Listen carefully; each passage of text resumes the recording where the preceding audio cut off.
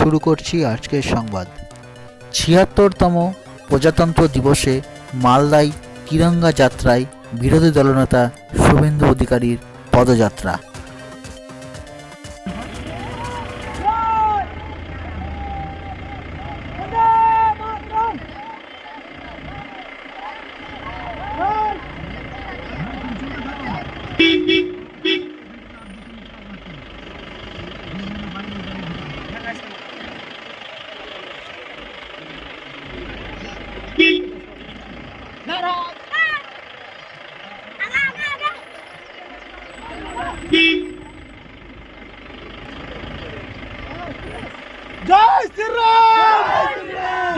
বাংলাদেশের অবৈধ সরকারকে সরাতে হবে, বৈধ সরকার ফিরবে নিরপেক্ষ নির্বাচনে। বাংলাদেশে গণতান্ত্রিক পরিবেশ ফিরিয়ে আনা দরকার।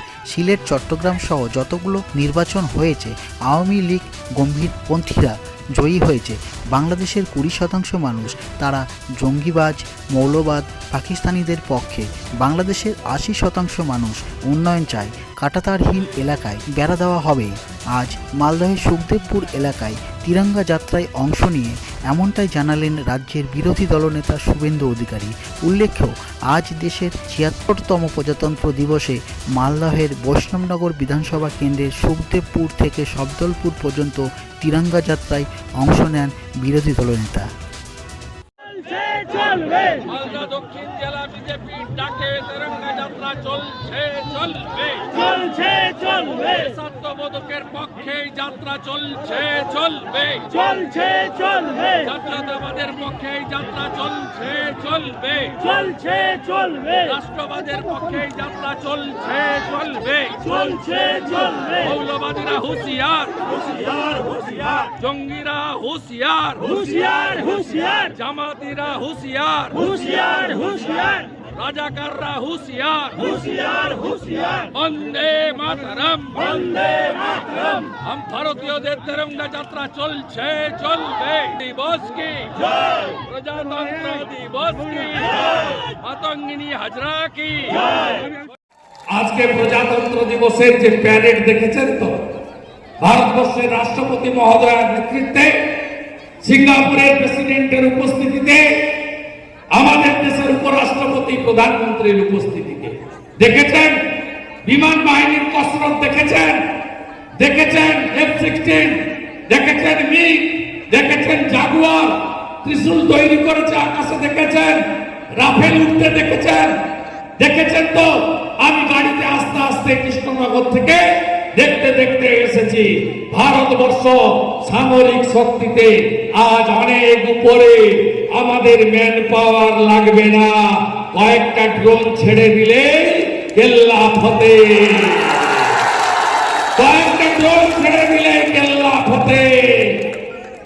আপনাদের আমরা হুঁশিয়ার করে দিয়ে যেতে চাই। জঙ্গি মুক্ত, মৌলবাদী মুক্ত পশ্চিমবঙ্গ আমরা গড়বই। দ্বিজাতি তত্ত্বের ভিত্তিতে দেশ ভাগ হয়েছিল। মোহাম্মদ আলী জিন্নাহ মুসলমানদের জন্য পাকিস্তান, আর আমাদের দেশ ভারতবর্ষ রয়ে গেছে হিন্দুদের জন্য।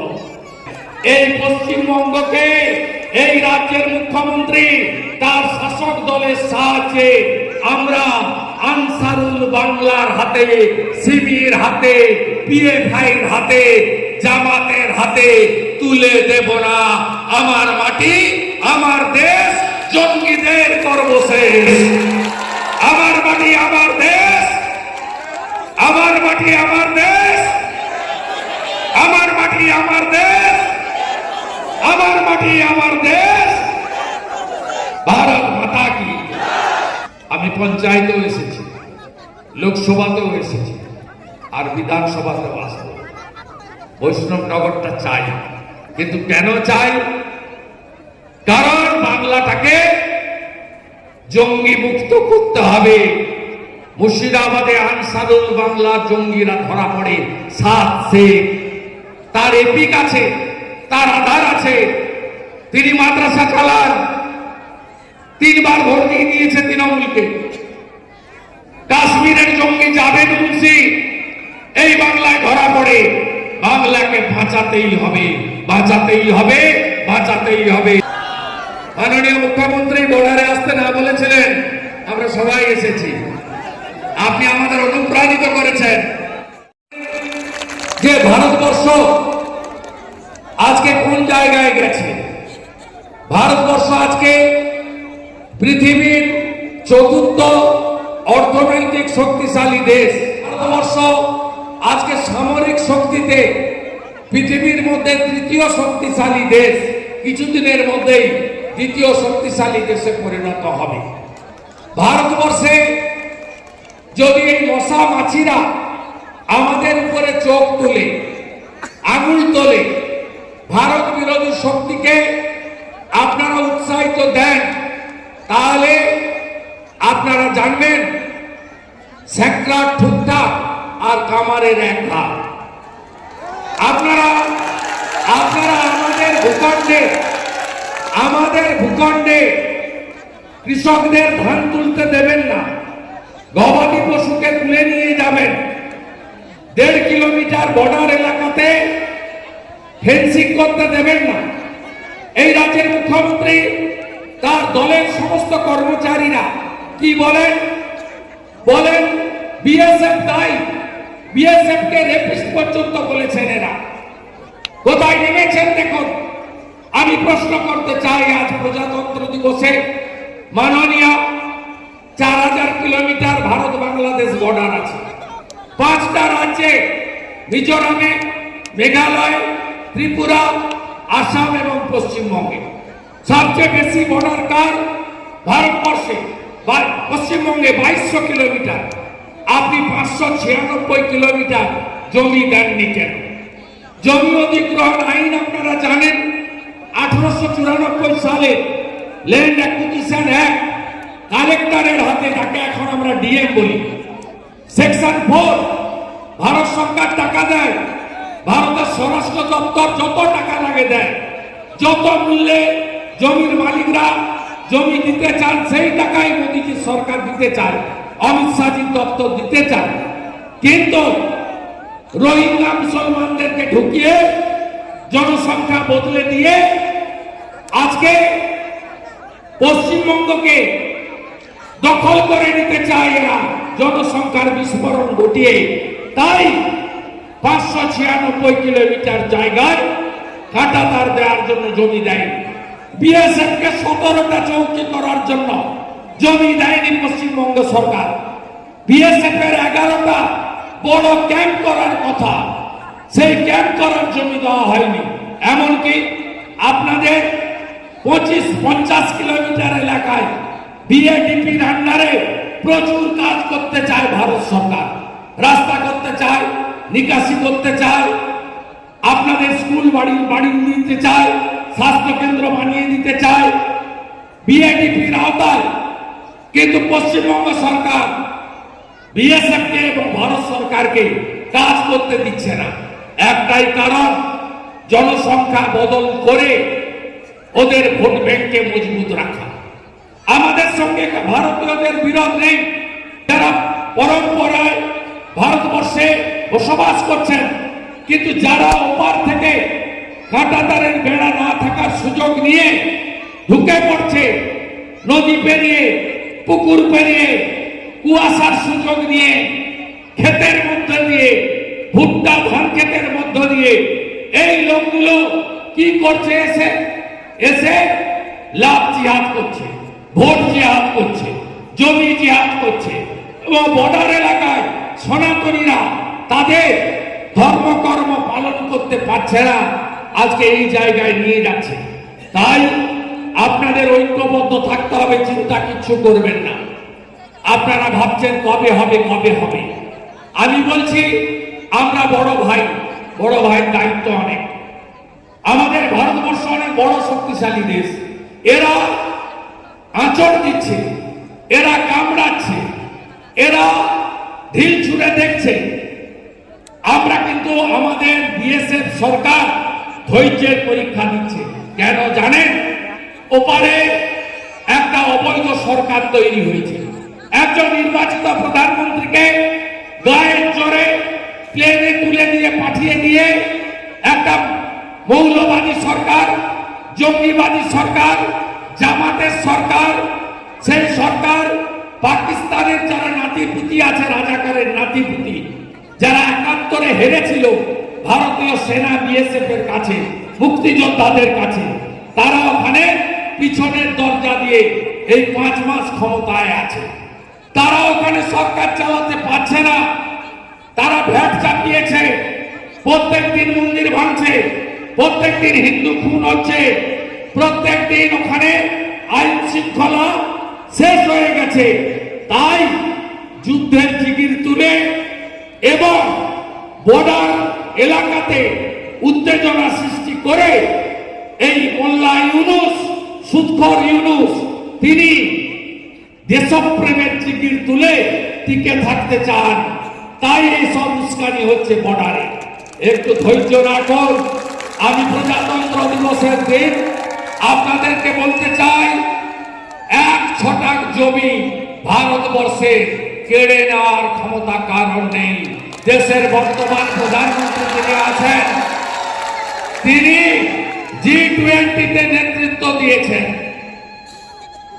যিনি যাকে অস্ট্রেলিয়ার প্রধানমন্ত্রী বলেন মিস্টার বস, যাকে ভেনিজুয়েলার প্রধান রাষ্ট্রপতি বিমানবন্দরে প্রণাম করেন সবার সামনে।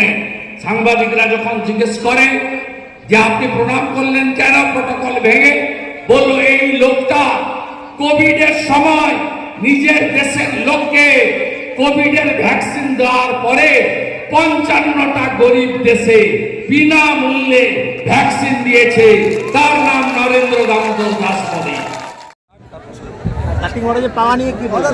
কার্তিক মহারাজ যেটা পেয়েছেন সেটা নিয়ে কি বলবেন? কার্তিক মহারাজ শুধুমাত্র একজন আধ্যাত্মিক নেতা নন, তিনি কতগুলো স্কুল তৈরি করেছেন কলকাতার লোকেরা আপনারা জানেন না। 13টা বিদ্যালয় তৈরি করেছেন কার্তিক মহারাজ। বেলডাঙ্গাতে, মুর্শিদাবাদের সাধারণ গরিব মানুষের জন্য সরকার যে চিকিৎসা দিতে পারে না, সেই চিকিৎসার জন্য সেখানে হসপিটাল তৈরি করেছে। তাই কেবলমাত্র সনাতনী জাগরণ বা গীতা পড়ার জন্য প্রচার শিলিগুড়ি থেকে কলকাতা এটা শুধু করেননি, তিনি শিক্ষা এবং স্বাস্থ্য, ধর্ম বর্ণ নির্বিশেষে মানুষের জন্য সেবাদান করার জন্য প্রতিষ্ঠান গড়ে তুলেছেন নীরবে নিভৃতে। তাই কার্তিক মহারাজের সিলেকশন এবং অন্য বাকি 13 জন মোট সিলেকশন, সবগুলি সিলেকশনই যথাযথ হয়েছে। বিভিন্ন সেক্টর থেকে সিলেকশন হয়েছে এবং আমরা বিশেষভাবে গর্বিত রাজবংশী লেখক শিক্ষক নগেন্দ্রনাথ রায়, অরিজিৎ সিং, আমাদের গর্ব, মমতা শঙ্কর সহ প্রত্যেকের জন্য। বলছি, বাংলাদেশের সমস্ত ত্রাণ বন্ধ রাখার সিদ্ধান্ত নিয়েছে মার্কিন ত্রাণ দপ্তর, স্টপ অর্ডার। তো বাংলাদেশ তো এখান থেকে তো কোনটা সরে যাচ্ছে না, একে এই অবৈধ সরকারকে সরাতে হবে। বৈধ সরকার ফিরবে এবং নিরপেক্ষ নির্বাচন। বাংলাদেশে গণতান্ত্রিক পরিবেশ ফিরিয়ে আনা দরকার। এবং সম্প্রতি খবর আপনারা রাখেন না, সিলেট, চট্টগ্রাম সহ খুলনা সহ যতগুলো বারে নির্বাচন হয়েছে সেখানে আওয়ামী লীগপন্থীরা জয়যুক্ত হয়েছে। বাংলাদেশে 20% লোক তারা জঙ্গিবাদ, মৌলবাদ, পাকিস্তানিদের পক্ষে, যারা 71-এ হেরেছিল, রাজাকাররা বা তার নাতিপুতিরা। কিন্তু বাংলাদেশের 80% লোক কেবলমাত্র সনাতনীরা নয়, ওখানে অনেক প্রগ্রেসিভ মুসলিমরাও আছে। তারা বাংলাদেশের উন্নয়ন চায়, যে উন্নয়ন ভারতবর্ষের প্রত্যক্ষ সহযোগিতায় শেখ হাসিনা ওয়াজেদ করেছেন। এবং বাংলাদেশে বর্তমান যে অবস্থা, সেখানে খালেদা জিয়ার সময়, হুসেন মোহাম্মদ এরশাদের সময়ও যে অবস্থা ছিল তার থেকেও খারাপ অবস্থা হয়েছে।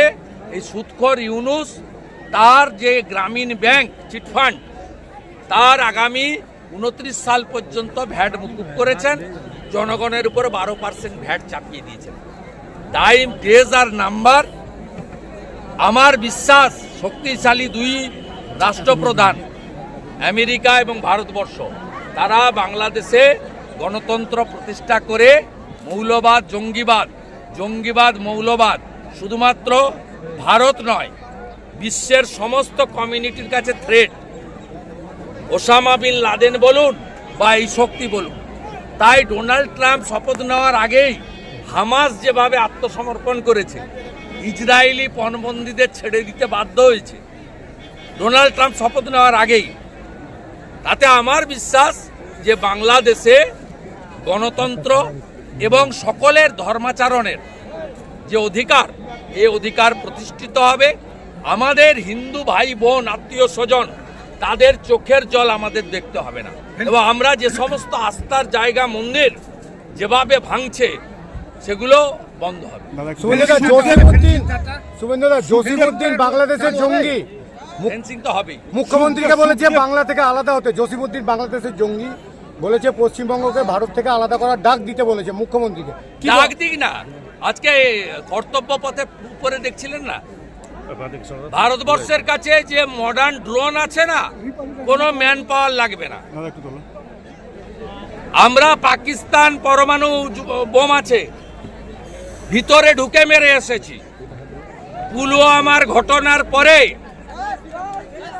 অবন্তিপুরার ঘটনার পরে অন্ধার ঘুষকে মারা, আর আমাদের একজন এয়ারফোর্সের পাইলটকে ওরা ধরে ফেলেছিল।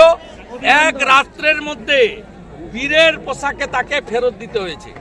This is Bharatvarsha, this is Narendra Modi. শক্তিশালী দেশ, শক্তিশালী রাষ্ট্রপ্রধান, এরা এখানে আমাদেরকে চুলকাতে আসছে। চুলকাতে আসবেন না, চুলকাতে আসবেন না। হাতি চলে বাজার, কুত্তা ভোঁকে হাজার।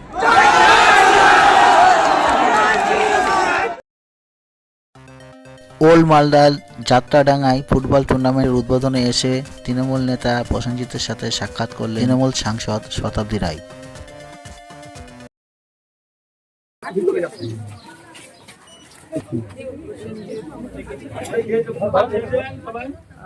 জেনারেল সেক্রেটারি এবং আমি অফিস মিটিং করছি, তাই জন্য প্রসঙ্গে ডাকলে আমি আসি।